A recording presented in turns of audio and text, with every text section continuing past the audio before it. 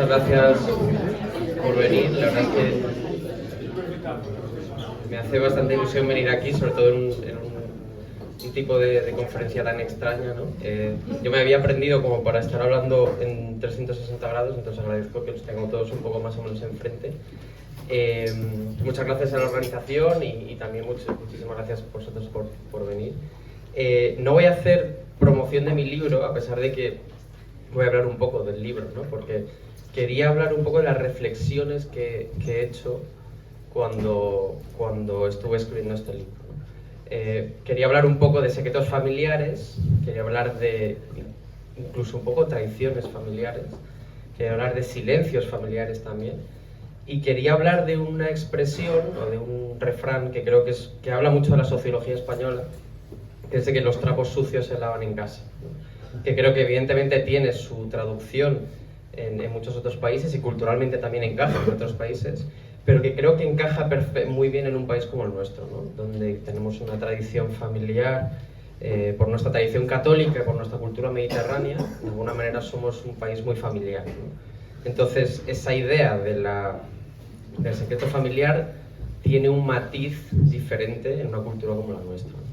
Y quería lanzar una pregunta inicial, que era la que quería que luego debatiéramos, y un poco que la tengáis en la mente mientras yo estoy contando todo lo demás, ¿no? Y es la idea de qué haríais o hasta qué punto estaríais dispuestos a contar un secreto familiar si pensarais que la sociedad debería conocerlo de alguna manera, ¿no? Y no conocerlo por una cuestión de que a lo mejor hay responsabilidades penales con respecto a eso, o que fuera un chisme que creo que debería conocer toda la sociedad, sino que hay una responsabilidad moral de contarlo, ¿no? Algo que dentro de ti te dice, yo tengo que contar esto.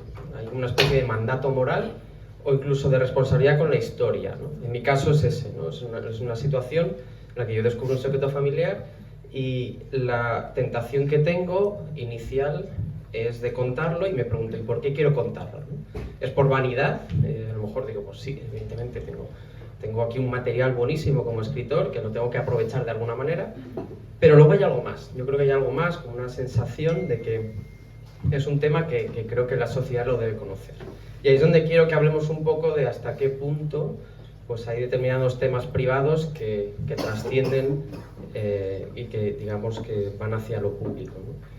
Y os voy a decir un poco cómo llegué yo a todo esto, ¿no? Os voy a contar un poco cómo llegué yo a estas reflexiones, porque yo, cuando empecé a escribir Mi padre alemán, yo tenía una historia que me la había contado mi padre muchas veces, que era de sus años de refugiado en la posguerra alemana, ¿no?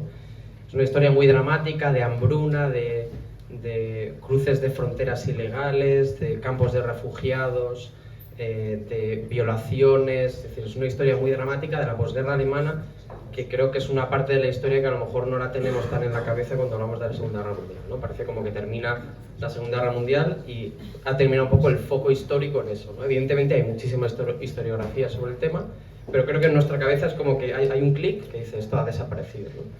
Entonces yo tenía toda esa historia y él la contaba. Mi padre es publicitario, entonces es una persona que la cuenta de manera muy efectista, muy dramatizada, ¿no? O sea, él hizo una especie de historia de superación, de refugiado a empresario de éxito, y lo utilizaba pues en discursos públicos, lo utilizaba en sobremesas, en cualquier momento en que tenía que, digamos, seducir a algún cliente de su empresa, pues utilizaba esta historia, ¿no?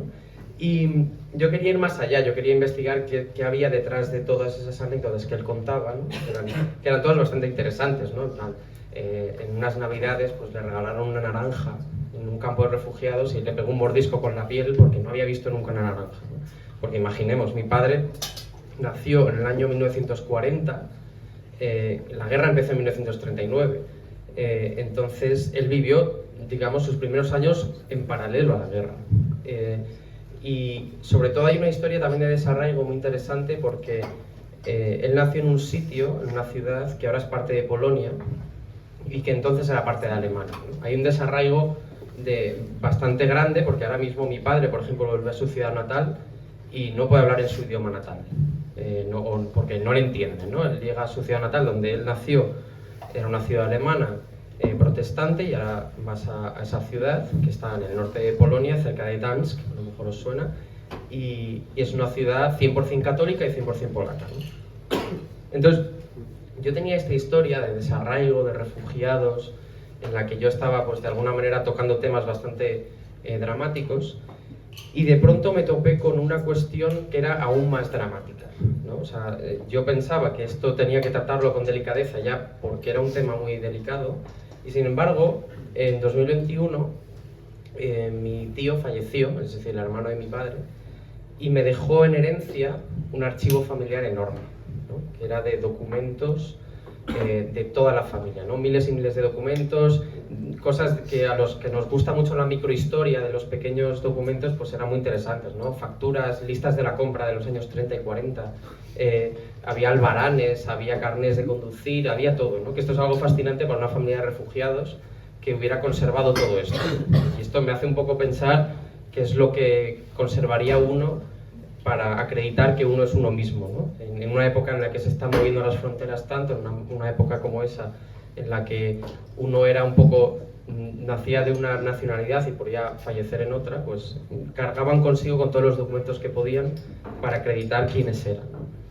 Y entre esos documentos descubrí un aspecto muy trágico de la familia, ¿no? Y aquí es donde voy a hablar de lo del secreto familiar, la traición familiar, y hasta qué punto pues yo tuve dudas de contarlo o no. Y yo lo que descubrí es algo que de alguna manera intuía, y es la involucración de mi abuelo en el bando nazi, ¿no? Esto era algo que no es muy sorprendente si tenemos en cuenta que era un varón sano en edad militar que podía perfectamente ser movilizado y enviado al frente, ¿no? Como pasó con millones de alemanes. Pero su involucración fue mucho mayor, ¿no?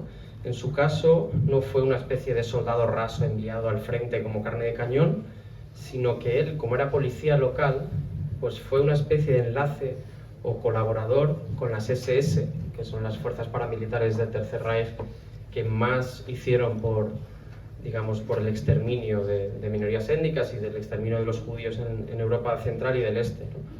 Entonces, yo descubrí una involucración que era mucho más siniestra que todo lo que podía haber encontrado, ¿no? Incluso había una parte de mí que dije, bueno, me hubiera gustado no encontrarlo y tener solamente la suposición de, bueno, a lo mejor hizo algo, pero no lo podemos saber, ¿no? Ese no lo podemos saber era una especie de protección frente a un drama que a lo mejor no nos gustaría haber descubierto, ¿no? Y aquí me planteé con un dilema bastante grande. En primer lugar, me paralizó, como diría, como moralmente, ¿no? Es decir, ¿cómo afrontas esto, cómo procesas esto moralmente? Yo no conocía a mi abuelo, pero de alguna manera el apellido Duda estaba manchado ya con esa información. Y en segundo lugar, mi padre no conocía esto, no había escuchado nunca esta historia y yo se la tuve que desvelar. Es muy duro decirle a un padre, he descubierto esto sobre tu padre. Tardé muchísimo en atreverme a hacerlo porque evidentemente no quería frivolizarlo, no quería contarlo con insinuaciones o intuiciones, sino que quería tenerlo claro.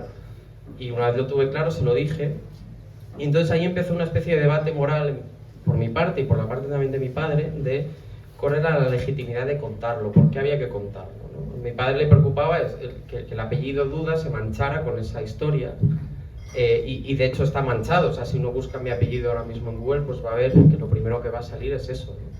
Después de que antes fuera un apellido bastante poco común. Y luego estaba la duda de si debía contarlo yo, ¿no?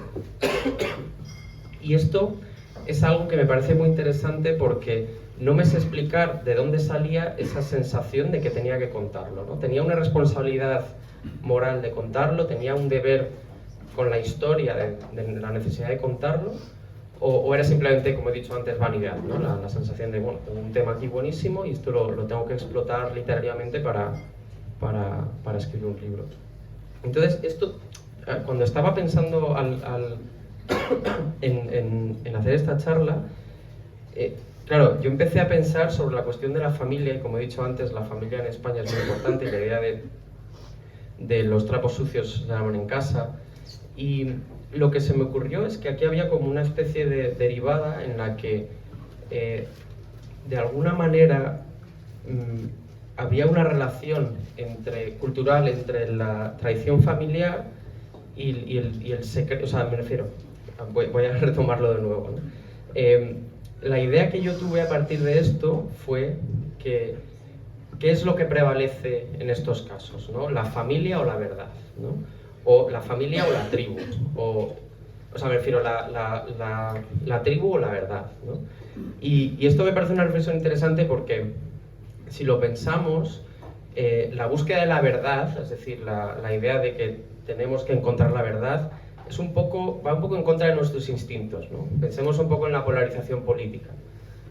La polarización política implica que uno tiene que, digamos, esconder lo que no va a beneficiar a los suyos, ¿no? Y lo vemos constantemente en la política. Hay una frase que me gusta mucho de Jorge Semprún, que es un intelectual que, cuando salió del Partido Comunista, salió echando pestes, y él decía una frase que definía muy bien el Partido Comunista Español de entonces, y era que era mejor estar equivocado dentro del partido que tener la razón fuera de él, ¿no? Y esto empecé a hacer reflexiones sobre esta idea de que el ser humano es un animal social, ¿no? O sea, al final, nuestro incentivo básico es buscar la tribu. O sea, la tribu son los nuestros, favorecer a los nuestros frente a lo mejor amenazas externas, ¿no? Y hay veces que la búsqueda de la verdad va un poco en contra de eso, ¿no? Y esto me hace un poco reflexionar, y yo lo que quería era hablar un poco de esto luego con vosotros, de qué opináis sobre este dilema, ¿no?